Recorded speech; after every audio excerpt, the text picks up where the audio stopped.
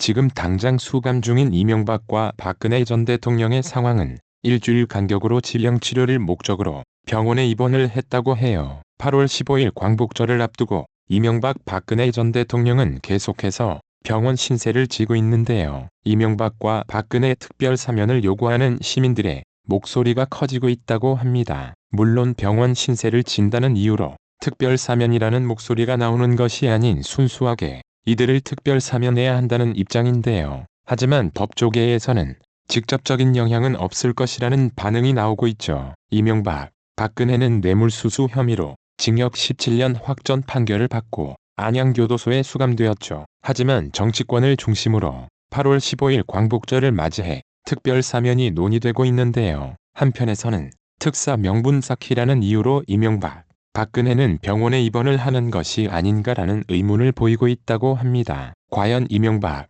박근혜 특별 사면은 가능한지 알아볼 필요가 있어 보입니다. 이명박, 박근혜 특별 사면 가능? 앞서 이명박, 박근혜는 병원에 입원을 했다고 하는데요. 입원 기간 중에 병원 측 의료진 소견에 따라 신병치료에 집중을 할 것이라며 퇴원을 하게 될 일정에 대해서는 아직까지는 미정이라고 전해지고 있답니다. 이명박 전 대통령은 지난 20년도 말 서울 동부구치소에서 코로나19 집단 감염이 발생했는데 당시 당뇨 등의 기저질환 치료를 위해서 서울대병원에 입원한 바 있답니다. 50일 정도의 병원 생활 후 21년도 2월 퇴원을 했으며 안양교도소로 이감되었다고 하죠.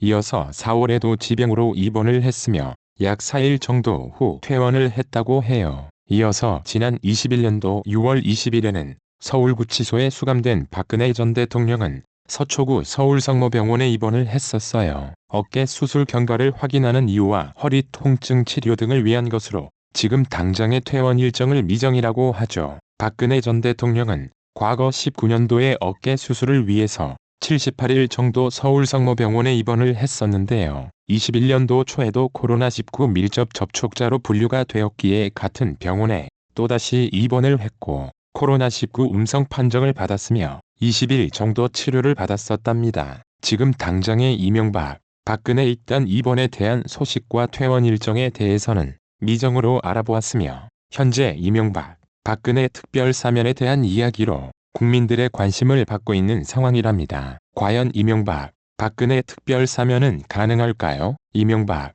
박근혜 특별 사면 아닌 이상 형기 못 채울 듯가 석방 가능 형기를 못 채울 것이기에 이명박, 박근혜 전 대통령의 석방 방법은 특별 사면뿐이라는 이야기가 나오고 있어요. 이명박 전 대통령은 다스 DAS 회사 자금을 횡령하고 삼성이라는 큰 기업으로부터 뇌물을 수수한 혐의로 지난 20년도 10월에 대법원으로부터 징역 17년형을 선고받아 현재 복역 중이랍니다. 이명박 전 대통령의 만기 출소는 이명박이 95세가 되는 2036년으로 예정이 되어 있죠. 이어서 국정농단이라는 혐의로 재판에 넘겨졌던 박근혜 전 대통령은 대법원으로부터 20년형이 확정되었어요. 선거 개입 혐의로 확정되었던 형을 더하여 총 22년을 복역해야 하는 셈이죠. 과거 17년도 3월에 구속이 되었던 박근혜는 87세가 되는 2039년이 만기 출소라고 합니다. 이렇게 복역 중인 두 전직 대통령이 사실상 석방될 수 있는 방법은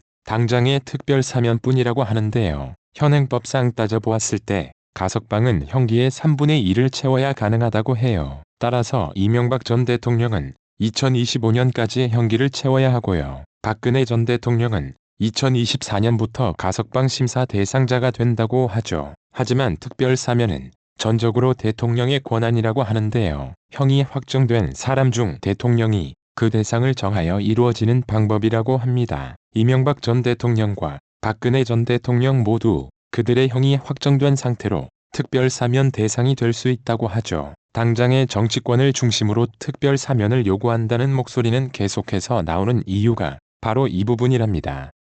이명박, 박근혜 특별 사면에 대해 잇따라 병원에 입원한 것을 두고 사면을 위한 포석이라는 분석도 제기가 되고 있는 상황이죠. 이명박, 박근혜 병원 입원으로 특별 사면에 미치는 영향은 결과적으로 이명박, 박근혜 특별 사면이 그들이 병원에 입원한 것으로 미치는 영향은 10%도 안 된다고 볼 수 있다고 해요. 즉, 이명박, 박근혜 입원이 실제로 사면에 미치는 영향은 굉장히 적다고 할 수 있죠. 건강에 대한 문제가 고려 사항 중 하나가 될 수는 있다고 하지만 결정적인 사유가 되지는 않는다는 의미랍니다. 사면에 대한 기대를 할 수 있다고 하지만 실제로 미치는 영향은 10%도 안 된다고 했는데요. 사면이라는 것은 선고된 형을 무효화시키는 것이기에 국민들의 공감이 크게 작용할 수 있는데요. 전직 대통령들이 입원을 했다고 했을 경우 조금은 국민들이 동의를 하지 않을까라는 생각은 굉장히 미미한 영향 정도밖에 적용되지 않을 것이라는 입장이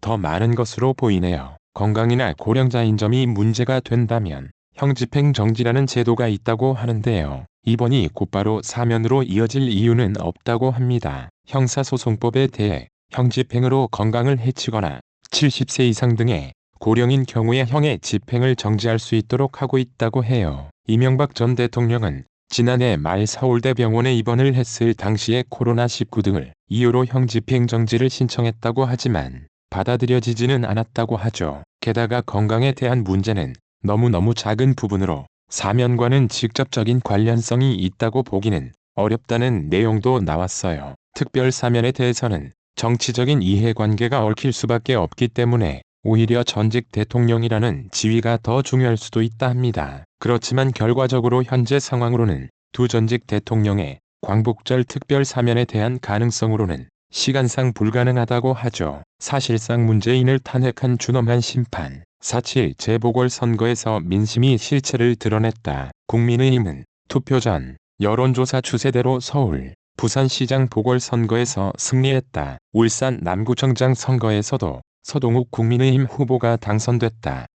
모두 더불어민주당이 차지했던 지역이다. 집권 여당인 더불어민주당의 참패는 민심이 문재인 정권 4년을 심판한 결과다. 국민의힘 오세훈, 박형준 후보는 큰 표차로 당선됐다. 국민의힘은 2016년 총선 이후 전국 단위 선거 4연패의 늪에서 벗어났다. 거침없는 기세로 2016년 총선에서 2017년 대선에서 2018년 지방선거에서 2020년 총선까지 4연승했던 더불어민주당으로선 참혹한 패배였다. 불과 1년 전 21대 총선에서 여당의 180석을 몰아줬던 민심의 대반전이었다. 문재인 좌파 정권 4년 실정에 대한 분노가 투표로 분출됐다. 이 정권의 내로남불과 불공정, 파렴치, 무능, 오만에 대해 참고 참던 국민들이 결국 준엄한 심판을 내린 것이다. 이번 선거는 국민들이 문 좌파 정권의 등을 돌린 것도 있지만 그 핵심은 뻥쟁이, 사기 정권, 거짓말 정권 문재인에 대한 대국민 심판이다. 말하자면 국민이 문재인을 국민의 감방 속에 보낸 것이다. 문 좌파 정권은 촛불혁명 촛불 쿠데타로 권력을 찬탈한 후 지금까지 국민을 속여왔다. 집권 초 문재인과 그 추총 세력들이 아메리카 커피잔을 들고 와이셔츠 차림으로 청와대 경내와 인근을 걸었을 때가 봄날이었다. 이번 선거를 두고 국민의힘은 웃고 있다. 유권자가 국민의힘이 잘해서 국민의힘을 선택해준 게 아니다. 문재인 좌파 정권의 오만과 무능을 심판한 것이다. 야당의 승리가 아니라 좌파 정권의 패배다. 문 좌파 정부는 전국 선거 4연승과 180석 가까운 의석을 앞세워 폭주를 거듭해왔다. 마차가 말을 끈다는 소득주도 성장을 밀어붙여 수백만 명의 자영업자와 소상공인을 벼랑 끝으로 내몰았다. 제조업과 3041자리는 격감하고 60대 이상 세금 알바 자리만 늘었다. 반기업, 반시장, 친노조 정책으로 경제 성장률은 코로나 사태 전에 이미 2%대로 떨어졌다. 소득 하위 40%의 근로소득은 크게 줄고 정부 지원금만 늘어 세금 의존층으로 전락했다. 빈부 격차도 더 커졌다. 정책 수정은 없다며 오기를 부렸다. 세금 주도 성장에 국가 채무는 4년 만에 187조 원 급증한 867조 원이 됐다. 그래도 아집을 부리며 돈을 더 뿌리겠다고 한다. 탈원전도 에너지 정책 문외한인 문재인이 혼자 결정했다. 7천억 원을 들여 새로 만든 원전의 경제성 평가를 조작해 폐쇄해버렸다. 세계 최고 경쟁력을 가진 한국형 원전은 몰락 위기를 맞았다. 산자부 공무원들은 감사원 감사를 앞두고 휴일 한밤에 사무실에 들어가 공문서와 파일을 무더기 삭제했다. 미쳐도 단단히 미쳤다. 집값을 잡겠다며 24차례나 부동산 대책을 내놨지만 집값 급등으로 서민은 집을 살 수 없고 집 가진 사람은 세금 폭탄을 맞았다. 임대차 3법을 강행하는 바람에 전세를 구할 수도, 내 집에 들어갈 수도 없는 세상이 됐다. 입만 열면 K방역을 자랑했지만 확진자는 줄어들 기미가 없다. 백신 도입 시기를 놓치는 바람에 백신 접종 꼴찌 국가로 전락했다. 그래놓고 이를 눈가림하는 쇼에만 열중한다. 문재인은 북한 비핵화보다 김정은과의 정상회담 이벤트에 매달렸다. 북핵 폐기가 아니라 눈앞의 이벤트 효과에만 정신을 팔았다. 그 결과는 미북 회담 결렬과 북의 미사일 도발, 남북연락사무소 폭파였다. 김여정이 대북 전단 금지법을 만들라고 하니 곧바로 법을 만들었다. 북이 외교, 국방, 통일장관을 비난하자 줄줄이 교체했다.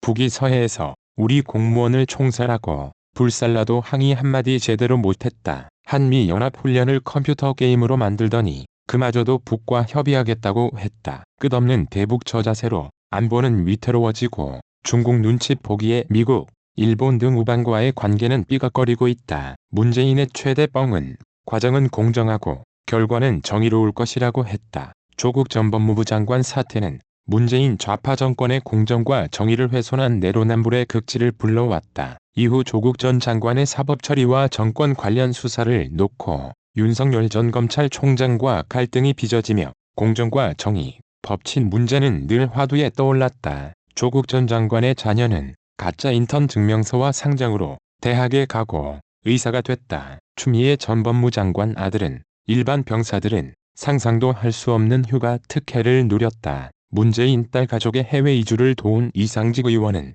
수백억 원대 횡령, 배임 혐의와 임금 체불에도 무사다. 유미향 의원은 위안부 할머니를 앞세워 자기 배를 불렸지만 배지를 달았다. 부동산으로 돈 벌지 못하게 하겠다던 이 정부의 공직자와 여당 의원들이 앞장서서 투기를 했다. 한국토지주택공사 LH 직원들의 신도시 땅 투기는 국민 분노를 불러일으켰다. 김상조 청와대 정책실장이 임대차 3법 시행 이틀 전 법이 제한하는 한도 5%보다 훨씬 높은 14% 비율로 전세 보증금을 인상했다. 전월세 상한 규제가 부작용을 부를 것이란 지적을 무시하고 법을 강행하더니 정작 부동산 정책을 총괄하는 정책실장은 법 시행을 피해 상한선의 3배나 인상한 것이다. 박주민 더불어민주당 의원이 지난해 주택임대차 보호법 시행 직전 본인 소유 아파트의 월세를 크게 올린 사실이 드러났다. 박 의원은 전월세 상한제와 계약갱신 청구권 등을 규정한 주택임대차 보호법 개정안의 대표 발의자다. 김의겸 전 청와대 대변인은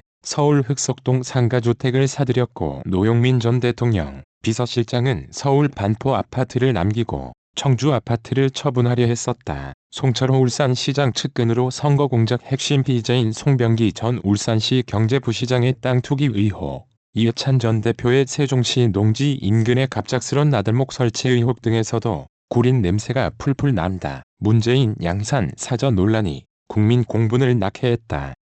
문재인의 부동산 매입 및 형질 변경이 좀스러운 일이 아님은 두말할 필요도 없다. 문재인은 모든 절차는 법대로 진행하고 있다고 했다. 그러나 사저 부지의 70%가 농지인 땅을 농민이 아닌 문재인 부부가 어떻게 매입할 수 있었는지, 전으로 설정된 농지 지목이 9개월 만에 집을 지을 수 있는 대지로 형질 변경 허가가 어떻게 났는지, 이는 특혜를 누린 것이다. 문재인의 딸 다혜 씨는 해외 거주 중 빌라를 매입해 1년 9개월 만에 1억 4천만 원의 이익을 얻었고, 처남은 LH의 땅을 팔아 47억 원의 차익을 올렸다고 한다. 부동산 투기로 돈을 못 벌게 하겠다는 문재인이 어느 날 부동산 투기 근절이 쓰여진 마스크를 쓰고 나타났다. 쇼 중 이런 쇼가 없다. 코미디언 대부 작고 한 이주일과 서영춘도 웃고 갈 쇼다. 남에겐 엄격한 공정 잣대를 대더니 자기 편에 부정엔 눈감았다. 내로남불은 문재인의 상징어가 됐다. 문재인의 30년 친구를 당선시키려고 청와대와 경찰 등이 울산 선거 공작을 벌였다. 이 사건에 대한 재판은 1년이 넘도록 중단돼 있다. 국민을 바보로 아나. 검찰이 이 사건과 월성 원전, 라임, 옵티머스 수사에 나서자 수사팀을 공중분해시켜버렸다. 검찰총장을 내쫓고 정권 호위를 위한 고위공직자 범죄 수사처를 힘으로 밀어붙였다.